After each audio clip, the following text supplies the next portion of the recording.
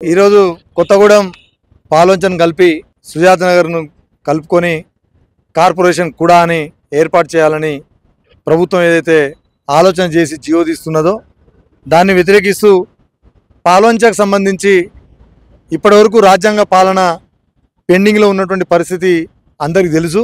అయినా మున్సిపాలిటీ ఎన్నికలే జరగనప్పుడు మరి రెండింటికి మూడింటిని కలుపుకొని కార్పొరేషన్ ఏ విధంగా చేస్తారు? ఇది 5th షెడ్యూల్కి సంబంధించిన అంశము, ఇది గిరిజన చట్టాలకు సంబంధించిన అంశము.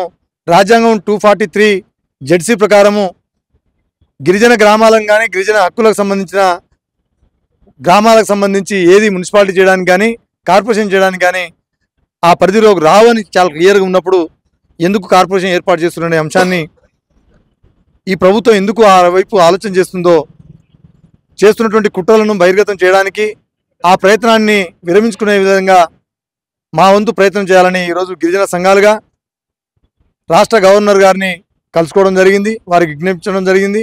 అదే మాదిరిగా ఎంఏయుడి ప్రిన్సిపల్ సెక్రటరీ ఆఫీసులో కూడా అడిషనల్ సెక్రటరీ గారికి కూడా ఇవ్వడం జరిగింది.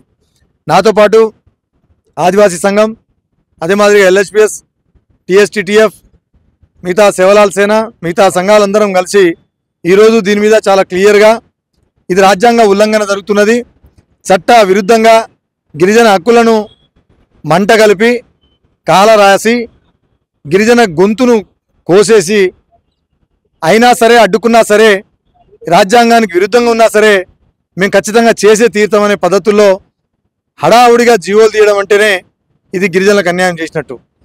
దానివల్ల గిరిజనులకు పీసా చట్టం, 170 చట్టం, ఉపాధి హామీకి సంబంధించిన చట్టం అన్ని హక్కులు పోతాయి.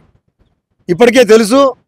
అదే ఎంఏయుడి వాళ్ళు 2008లో మున్సిపల్ డిపార్ట్మెంట్ ఎన్నికలు నిర్వహించడానికి ఇది ఏజెన్సీ ప్రాంతం కాబట్టి పాల్వంచ ఇది చేయడానికి విరుద్ధము, ఎన్నికలు పెట్టలేమని చెప్పేసి చాలా క్లియర్గా అదే ఎంఏయుడి 2008లో ఒక లెటరు హైకోర్టులో దరఖాస్తు చేస్తుంది. మళ్ళీ అదే ఎంఏయుడి నుంచి ఒక జియో రిలీజ్ అవుతుంది, పాల్వంచ కొత్తగూడెం సుజాత నగర్ కలుపుకొని మేము కార్పొరేషన్ చేస్తామని. అంటే 2 నాలుకల ధోరణి చేసి ఒకవైపు గిరిజన హక్కులను కాపాడాలని ఒకవైపు హైకోర్టులో పిటిషన్ వేసి బయట మభ్యపెట్టి కలెక్టర్ రిపోర్ట్ ద్వారా కలెక్టర్ గారు రాసిచ్చారనే పద్ధతుల్లో మా గొంతును నొక్కేయాలని చూస్తున్నారు. ఇది రాజ్యాంగ ఉల్లంఘన, మా చట్టాలను అవమానిస్తున్నారు. కాబట్టి గవర్నర్ గారు కాపాడాల్సిన గవర్నర్ గారిని మేము ఇవాళ కలిసి కోరడం జరిగింది. వారు సానుకూలంగా స్పందించినారు. దీని మీద కార్పొరేషన్ ఏర్పాటును వెనక్కి తీసుకోకపోతే గిరిజన సంఘాలుగా గిరిజన జాతి మొత్తం ఆందోళన సిద్ధమవుతాం. అన్ని పార్టీలను కలుపుకుంటాం. ఏ పార్టీలు కలిసి వస్తాయో ఆ పార్టీలు మాకు సపోర్ట్ చేస్తున్నట్టు, కలిసి రాని పార్టీలను మేము శత్రువుగా డిక్లేర్ చేస్తాం. ఈ సందర్భంగా ఆదివాసీ సంఘం నుంచి మా భిక్షం గారు ఒక 2 నిమిషాలు. ముందుగా మీడియా మిత్రులకి నమస్కారం. నా పేరు బాడిస భిక్షం. నేను ఆదివాసీ సంఘ నాయకుడిగా వర్క్ చేస్తున్నాను. ఈరోజు లంబాడ హక్కుల పోరాట సమితి, ఆదివాసీ సంఘం, సేవలాల్ సంఘం మరియు టీచర్ సంఘాల అన్ని జేఏసీ కమిటీ ద్వారాగా ఏకమై ఏదైతే కొత్తగూడెం, పాల్వంచ, సుజాత నగర్ కార్పొరేషన్ చేద్దామని చెప్పేసి ప్రభుత్వం ప్రతిపాదన చేసిందో ఆ యొక్క ప్రతిపాదనను వ్యతిరేకిస్తూ ఈరోజు తెలంగాణ రాష్ట్ర గవర్నర్ గారిని కలిసి ఫిర్యాదు చేయడం జరిగింది. ఈ యొక్క కార్పొరేషన్ చేద్దామనే ప్రతిపాదనను వ్యతిరేకిస్తూ ఈ గిరిజన సంఘాలు ఐక్యంగా కలిసి ఈరోజు గవర్నర్ గారిని కలిసి విన్నవించుకోవడం జరిగింది. ఏదైతే ఆర్టికల్ 243 జెడ్సీ ప్రకారం ఏజెన్సీ ప్రాంతంలో మున్సిపల్ ఎలక్షన్ కానీ ఏదైతే కార్పొరేషన్ ఎలక్షన్ కానీ నిర్వహించడం చట్ట విరుద్ధం. ఈ యొక్క మున్సిపాలిటీ విధానం కానీ కార్పొరేషన్ విధానం కానీ చేయటం వల్ల ఏదైతే గిరిజన చట్టాలకు అన్యాయం జరుగుతుంది. ఈ యొక్క కార్పొరేషన్ విధానం చేయటం వల్ల మా యొక్క ఆదివాసీ గిరిజన చట్టాలు కోల్పోతున్నాం, దానివల్ల ఉపాధి కోల్పోతున్నాం, దానివల్ల ఉద్యోగాలు కోల్పోతున్నాం, అలానే మా భవిష్యత్తే అంధకారం అయిపోతుంది. కావున ఏదైతే మరి కాంగ్రెస్ ప్రభుత్వం తీసుకున్న నిర్ణయాన్ని తక్షణమే వెనక్కి తీసుకోవాలి. లేదంటే ఈ గిరిజన సంఘాలన్నీ ఏకమై ఎంత ఉద్యమానికైనా మేము సిద్ధంగా ఉన్నామని చెప్పేసి ఈ మీడియా సందర్భంగా తెలియజేస్తున్నాం. కావున తక్షణమే ఏదైతే ప్రభుత్వం నిర్ణయం తీసుకుందో కార్పొరేషన్ చేద్దామని చెప్పేసి పాల్వంచను కొత్తగూడాన్ని తక్షణమే వెనక్కి తీసుకోవాలని చెప్పేసి ఈ సందర్భంగా డిమాండ్ చేస్తూ కోరుకుంటున్నాను. ధన్యవాదాలు. Hero Nayak, Telangana state tribal teacher federation.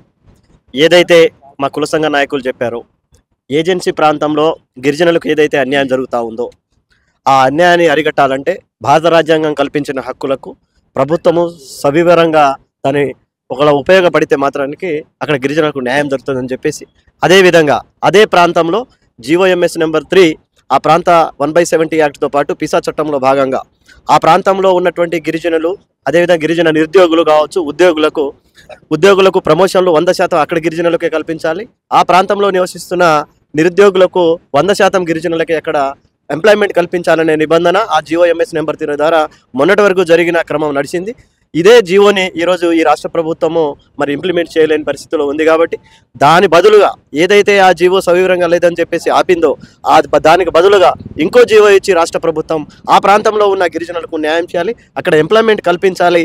అక్కడ కనుక ఎంప్లాయ్మెంట్ కల్పించకపోతే అక్కడ ఉన్న గిరిజన యువత ఒక వేరే వ్యసనానికో ఏదో ఒక దారి బట్టి మరి అక్కడ యొక్క పరిస్థితులు వేరే రకంగా మారే పరిస్థితి ఉంది. కాబట్టి అక్కడ యొక్క నిరుద్యోగులను న్యాయం చేయాలంటే అక్కడ ఎంప్లాయ్మెంట్ కల్పించి జీవోఎంఎస్ నెంబర్ బదులుగా ఇంకో జీవో ఇచ్చి ఆ ప్రాంతాన్ని డెవలప్ చేయాలి, ఆ ప్రాంతంలో ఉద్యోగాలను కల్పించాలని చెప్పేసి, అదేవిధంగా ఆ ప్రాంతంలో ఉద్యోగంలో పనిచేస్తున్నటువంటి ఉద్యోగులకు 100% ప్రమోషన్ గిరిజన ఉపాధ్యాయులు కావచ్చు ఉద్యోగులకు ఇవ్వాలని చెప్పేసి మా Telangana state tribal teacher federation పక్షాన, అదేవిధంగా మా కుల సంఘాలు ఏదైతే సేవాలాల్ సేన, ఎల్హెచ్పిఎస్, ఆదివాసీ సంఘ నాయకుడు మిత్రులు మేమంతా ఈరోజు ఐక్యంగా మరి గవర్నర్ గారిని కూడా ఒక సవివరమైన ఒక వినతిని ఇవ్వడం జరిగింది.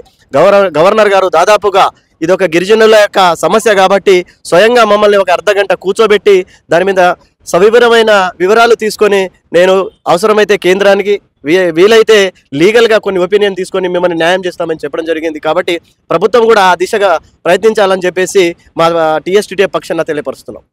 ఈరోజు గిరిజన సంఘాల ఆధ్వర్యంలో మరి హైదరాబాద్ కొత్తగూడెం నుంచి సుదీర్ఘంగా 300-400 కిలోమీటర్ల నుంచి గిరిజన ఆదివాసుల బిడ్డలు హైదరాబాద్ రావడానికి కారణం ఏంటంటే, మరి 5th షెడ్యూల్లో ఆర్టికల్ 243 ZC 244 ఆర్టికల్ 1, 2 ప్రకారం మరి రాజ్యాంగంలో స్పష్టంగా పేర్కొనడం జరిగింది.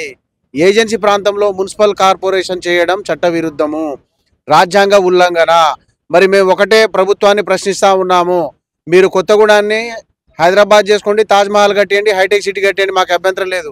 కానీ 5th షెడ్యూల్ ప్రాంతాన్ని మీరు ఎందుకు దాంట్లో కలుపుతున్నారని మేము ప్రశ్నిస్తూ ఉన్నాము. ఉదాహరణకు పాలొంచ సంస్థానం అనేది ఏజెన్సీ ప్రాంతం అనే చట్టం చెబుతూ ఉంది.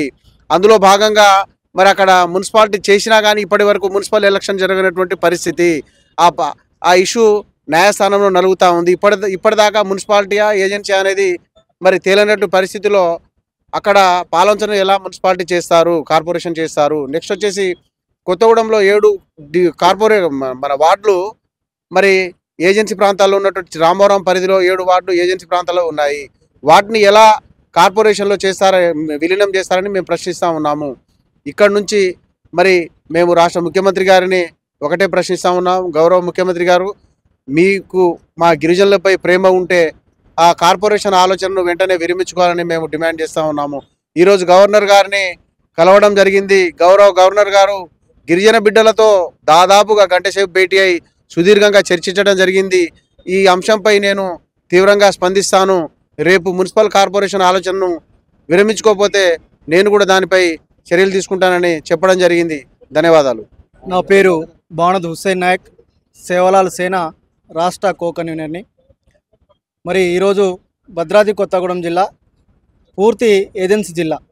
మరి ఆ ప్రాంతము గిరిజన చట్టాలు 170 యాక్టు, ఫీసా యాక్టు, మరి గిరిజన చట్టాలు ఉన్నటువంటి ప్రాంతంలో మరి ఈ రేవంత్ రెడ్డి గారి ప్రభుత్వము గిరిజన చట్టాలను భంగం కలిగించే విధంగా మరి అక్కడ ఉన్నటువంటి గిరిజనులకి అడవి ప్రాంతం నమ్ముకొని జీవిస్తున్న గిరిజనులు, మరి మూగజీవులు ఉన్నటువంటి గిరిజనులకు ఏ విధంగా మోసం చేయాలనే ఆలోచనతో మరి అక్కడ ఉన్నటువంటి గిరిజన చట్టాలను తుంగలో తొక్కి మరి కార్పొరేషన్ పేరుతో మరి అభివృద్ధి పేరుతోనే మరి కార్పొరేషన్ చేసి గిరిజన చట్టాలను వారి భూములను వారి హక్కులను కూడా భంగం కలిగించే విధంగా మరి రేవంత్ రెడ్డి ప్రభుత్వం చేస్తూ ఉన్నది. తక్షణమే వెనుక తీసుకోవాలని మరి గిరిజన సంఘాలు ఆధ్వర్యంలో ఆదివాసీ సంఘము, సేవలాల సేన, లంబడి హక్కుల పోరాట సమితి, మరి గిరిజన ఉద్యోగ సంఘాల ఆధ్వర్యంలో మరి ఈరోజు భద్రాచలం నుంచి మొదలుపెట్టుకొని ఇలా హైదరాబాద్లోని మా గిరిజన బిడ్డలందరూ కూడా ఇలా బస్తీలతో ఉండి మరి గవర్నర్ గారిని కూడా వినతి పత్రం ఇవ్వడం జరిగింది. మరి గవర్నర్ గారు మరి ఏజెన్సీ ప్రాంతం ఉన్నటువంటి ప్రాంతాన్ని కూడా మరి న్యాయం చేస్తానని ఆశిస్తూ మా గిరిజనులందరూ కూడా గవర్నర్ గారి మీద మరి న్యాయం జరుగుతారనే ఆలోచనతో ఉన్నారు. గిరిజనులు ఇంకా ఆలోచనతో ఉన్నారు. మరి తక్షణమే మరి మీరు ఇచ్చినటువంటి జీవోని రద్దు చేసి గిరిజన హక్కులని భంగం కలిగించే విధంగా చేసినటువంటి ప్రభుత్వ నిర్ణయాన్ని తక్షణమే చేయాలని కూడా విజ్ఞప్తి చేస్తూ ఉన్నాం. అటువంటి ప్రాంతంలో మరి కొత్తగూడెం నియోజకవర్గంలో మరి గిరిజన ఓటింగ్లు ఉన్నటువంటి ప్రాంతంలో మరి అక్కడ శాసనసభ్యులు కూనునేని సాంబశివరావు గారు మరి ఈ ప్రాంతాన్ని అభివృద్ధి చేస్తామని చెప్పి గిరిజనులను అన్యాయం చేసే కార్యక్రమం చేస్తూ ఉన్నారు. ఎమ్మెల్యే గారికి ఈ మీడియా ద్వారా మేము ప్రశ్నిస్తూ ఉన్నాం.